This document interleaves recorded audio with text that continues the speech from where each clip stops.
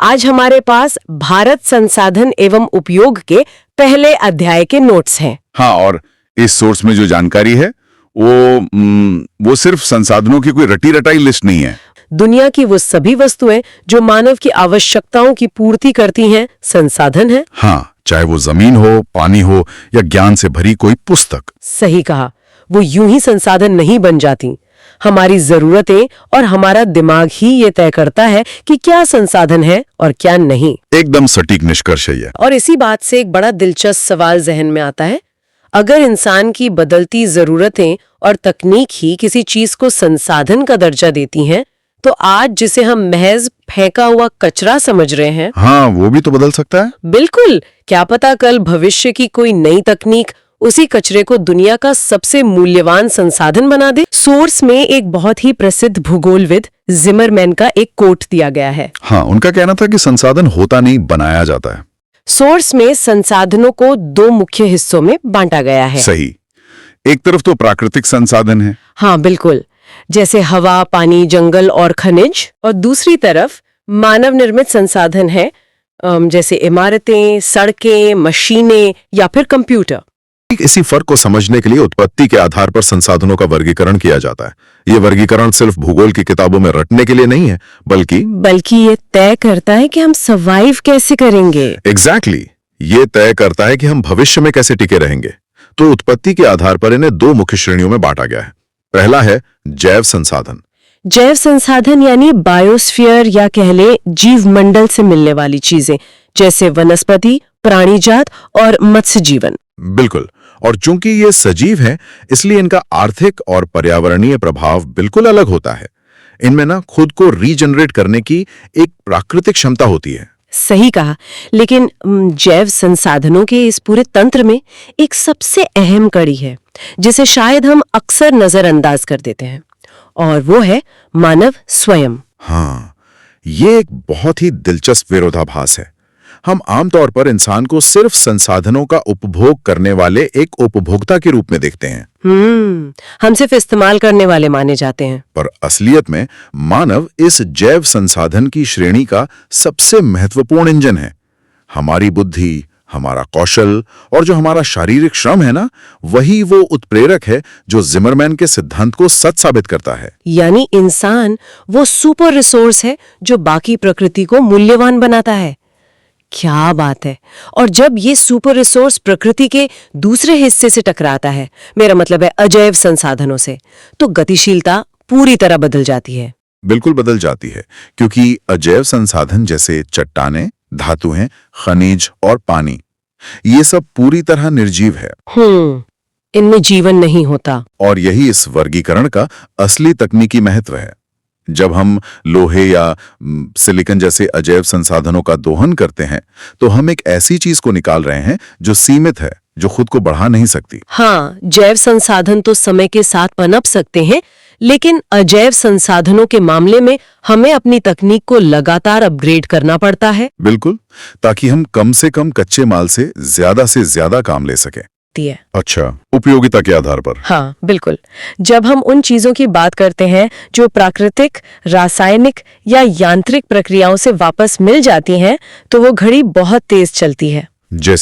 जैसे आपकी सौर ऊर्जा हो गई, पवन ऊर्जा या बहता हुआ जल, विद्युत और वनस्पति, इन्हें हम नवीकरणीय संसाधन कहते हैं। ये तो बिल्कुल एक जादुई पानी के गिलास की तरह हो गया। जादुई गिलास? हाँ, मतलब पानी पिया, ग्लास नीचे रखा और वो अपने आप फिर से भर गया।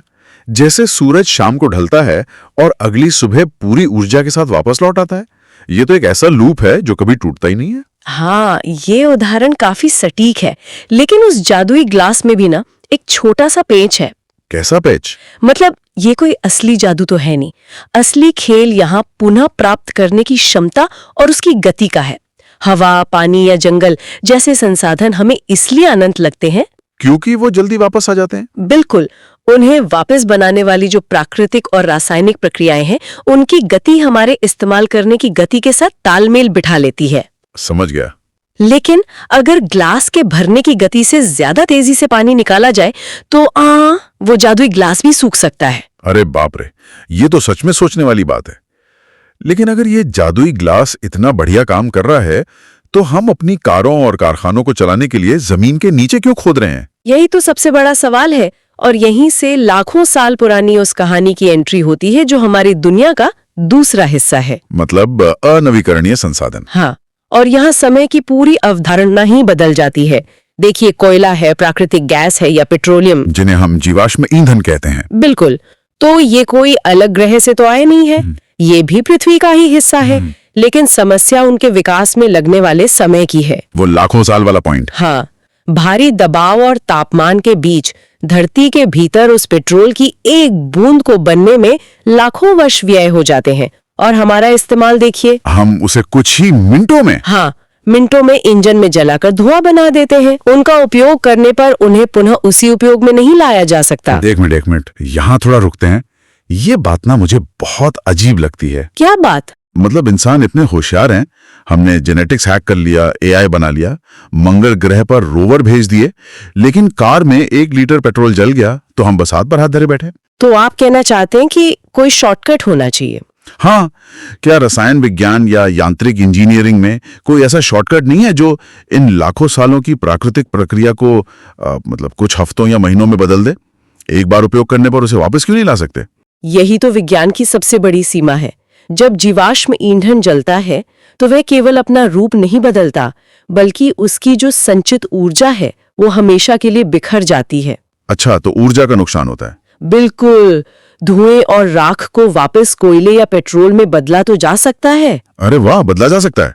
हाँ, लेकिन ऐसा करने के लिए एक कृत्रिम रासायनिक प्रक्रिया में हमें उससे कहीं ज्यादा ऊर्जा खर्च करनी पड़ेगी जितनी हमें उस पेट्रोल से मिली थी। ओह, मतलब फायदा कम और नुकसान ज्यादा। सही कहा। ये थर्मोडायनामिक्स के बुनियादी नियमों के खिलाफ है। लाखों सालों के प्राकृतिक दबाव और गर्मी का कोई आसान रासायनिक शॉर्टकट इंसान के पास नहीं है। तो असल में ये विकास और विनाश के बीच की एक बहुत तेज रेस है। मतलब उपयोगिता और रिचार्ज होने की क्षमता के आधार पर ये दुनिया 2 अलग-अलग घड़ियों पर चल रही है, यानी स्वामित्व और उपयोगिता के आधार पर कैसे बांटा जाता है। शुरुआत अगर सबसे छोटे स्तर से करें तो सबसे पहले व्यक्तिगत और सामुदायिक संसाधनों का विचार आता है। हाँ, जैसे हम घर के सामान को बांटते हैं ना, कि ये मेरा निजी सामान है और ये पूरे परिवार का। एकदम सही। पर यहाँ एक तकनीकी पेंच भी है। मैं सोच रहा था कि हम बड़े अधिकार से कहते हैं कि ये मेरा घर है, या ये मेरा बाग बगीचा, भूखंड, कुआं या तालाब है। इसे हम व्यक्तिगत संसाधन मान लेते हैं, लेकिन असल में इसके बदले में हम सरकार को लगान या टैक्स देते हैं। सही कहा आपने। मतलब पूर्ण या कह लें कि निरपेक्ष स्वामित्व जैसी कोई चीज होती ही नहीं है। राज्य या सरकार आपको जमीन या कुएं का इस्तेमाल करने का अधिकार देती है। अच्छा, तो फिर सामुदायिक संसाधन क्या हुए? सामुदायिक संसाधन वो हैं जो किसी खास समुदाय के अधिकार में होते हैं और जिनका उपयोग पूरे समूह के लिए किया जाता है। जैसे आपके मोहल्ले की सड़क हो गई, मंदिर, विद्यालय, पुस्तकालय या श्मशान घाट।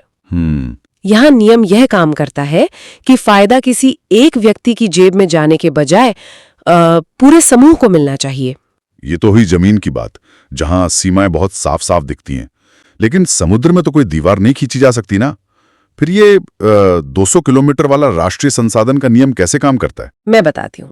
देखिए, तट रेखा से 200 किलोमीटर तक के महासागरीय क्षेत्र में जो भी भूमि, खनिज पदार्थ, वन, समुद्री जीव और जल संसाधन है, वो सब राष्ट्रीय संसाधन कहलाते हैं। इसे एक्सक्लूसिव इकोनॉमिक जोन कहा जाता है।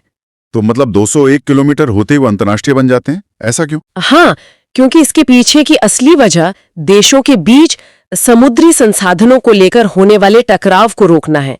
अगर ये स्पष्ट सीमा नहीं होती तो सोचिए, कोई भी शक्तिशाली देश किसी छोटे देश के तट के ठीक बाहर आकर उसकी मछलियां या तेल निकाल ले जाता। अरे बाप रे, हाँ ये तो है। तो ये 200 किलोमीटर एक सुरक्षित बफर जोन प्रदान करता है, और इसके बाद खुले महासागर, वायुमंडल या वहां मौजूद खनिजों पर अंतर्राष्ट्रीय संस्थाओं का नियंत्रण होता है। इन अंतर्राष्ट्रीय संसाधनों पर किसी एक देश का अधिकार नहीं होता। पर मान लीजिए अगर 2 देशों के बीच की कुल समुद्री दूरी ही 300 किलोमीटर हो, तो ये 200 और 200 का गणित तो आपस में टकरा जाएगा ना? बिल्कुल।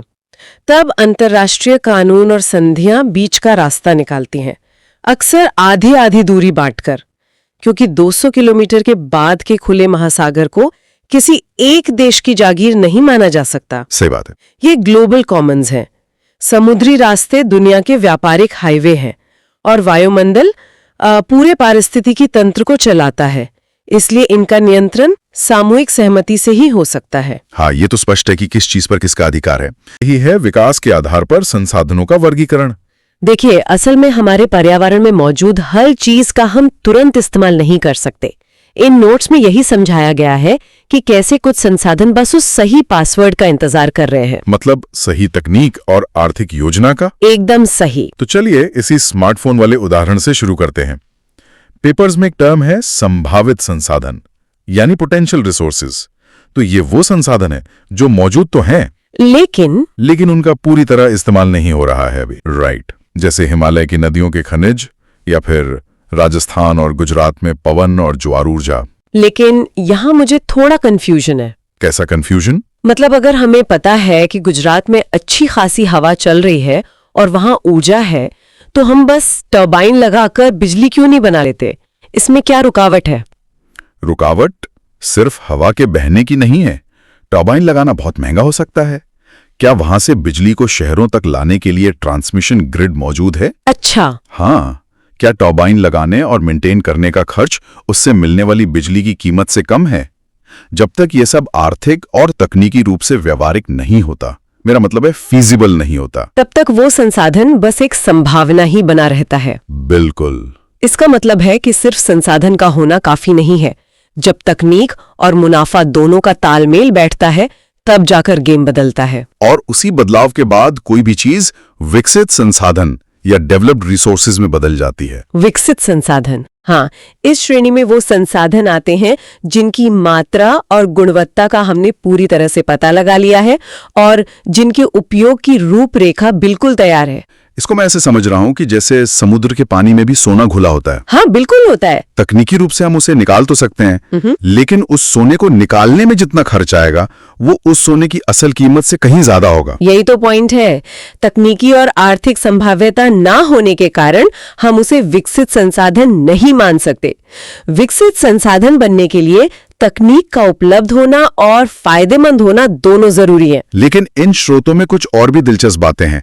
क्या होगा अगर हमारे पास उस बंद फोन को खोलने का कोई तरीका ही ना हो? अरे हाँ, इसी को इन पेपर्स में भंडार या स्टॉक कहा गया है। स्टॉक? हाँ, ये पर्यावरण में मौजूद वो चीजें हैं जो मानवीय जरूरतों को पूरी तो कर सकती हैं, लेकिन हमारे पास उन्हें इस्तेमाल करने की सही तकनीक ही नहीं है। कोई उदाहरण? जैसे पानी हाइड्रोजन और ऑक्सीजन गैसों से बना है, जो ऊर्जा के बहुत बेहतरीन स्रोत हो सकते हैं। अरे हाँ, लेकिन हम अपनी कार के फ्यूल टैंक में सीधे पानी डालकर तो उसे चला नहीं सकते। वही तो, पानी से हाइड्रोजन को अलग करके बड़े पैमाने पर ईंधन की तरह इस्तेमाल करने की सस्ती और सुलभ तकनीक अभी हमारे पास नहीं है। तो वो महज एक भंडार है। और मुझे याद आ रहा है कि इसी भंडार का एक छोटा हिस्सा होता है संरक्षित कोष। हाँ, रिजर्व्स। ये वो भंडार है जिनके इस्तेमाल की तकनीक तो हमारे पास आ चुकी है, लेकिन हमने जानबूझकर उनका पूरा इस्तेमाल शुरू नहीं किया है। जैसे नदियों का पानी, हम उस पानी से हाइड्रो इलेक्ट्रिसिटी बना सकते हैं और बना भी रहे। बिल्कुल बना रहे। लेकिन हमने देश की हर नदी पर बांध तो नहीं बनाया है। हम उसे भविष्य की जरूरतों के लिए एक बैकअप की तरह बचाकर रख रहे हैं। संरक्षित कोष का मुख्य उद्देश्य ही यही है कि हम अपनी आने वाली पीढ़ियों के लिए विकल्पों को खुला रखें। तो संसाधन संरक्षण असल में है क्या? क्या इसका मतलब विकास को रोक देना है? बिल्कुल नहीं। देखिए, जनसंख्या और सांस्कृतिक विकास में संसाधन की बहुत अहम भूमिका होती है। संसाधनों को विवेकपूर्ण तरीके से सामाजिक, आर्थिक, संस्कृति एवं पर्यावरण समस्याओं के समाधान हेतु उपयोग करना ही संसाधन संरक्षण कहलाता है। अच्छा, मतलब सिर्फ कंजूसी से इस्तेमाल करना या तिजोरी में बंद कर देना संरक्षण नहीं है। हाँ, इसका लक्ष्य एक ऐसा संतुलन बनाना है जहां आज की जरूरतों को पूरा करने के चक्कर में हम कल कोई बड़ा पर्यावरणीय संकट ना खड़ा कर दें। समझ रहा हूं। मतलब अगर हम आज अंधाधुंध तेल निकाल लेंगे तो आज तो हमारी गाड़ियां चल जाएंगी, लेकिन कल प्रदूषण से जो बीमारियां बढ़ेंगी उनका खर्च उस तेल की कमाई से कहीं ज्यादा होगा। एकदम सटीक विश्लेषण किया आपने। विकास और संरक्षण दुश्मन नहीं है, उन्हें साथ चलना होगा। तकनीक हमें रफ्तार देती है, लेकिन संरक्षण हमें ये बताता है कि ब्रेक कब और कहां लगाना है। सस्टेनेबल डेवलपमेंट या सतत विकास है, वो असल में कैसे काम करता है? संसाधन निकालो, प्रोडक्ट बनाओ और सीधा कचरे में फेंक दो। सोर्सेज एकदम साफ दिखाते हैं कि संसाधनों का ये जो अंधाधुंध इस्तेमाल है ना, वो अब एक क्रिटिकल पॉइंट पर आ गया है। मतलब खतरे की घंटी बज चुकी है। बिल्कुल बच चुकी है। तो सतत विकास का कोर आइडिया ये नहीं है कि आज की जरूरतें पूरी करना ही छोड़ दें हम। हाँ, वो तो पॉसिबल ही नहीं है ना। सही कहा।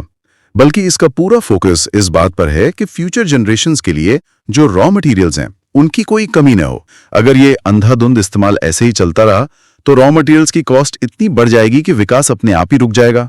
अरे बाप रे, मतलब इकोनॉमी ही क्रैश हो जाएगी। एग्जैक्टली। पर्यावरण का पतन सीधे तौर पर हमारी सप्लाई चेन को तोड़ देता है। इसलिए सस्टेनेबिलिटी अब सिर्फ कोई मॉरल चॉइस नहीं बची है, ये एक इकोनॉमिक नेसेसिटी बन चुकी है। तो फिर इंडस्ट्रीज इस भारी दबाव को हैंडल कैसे कर रही हैं?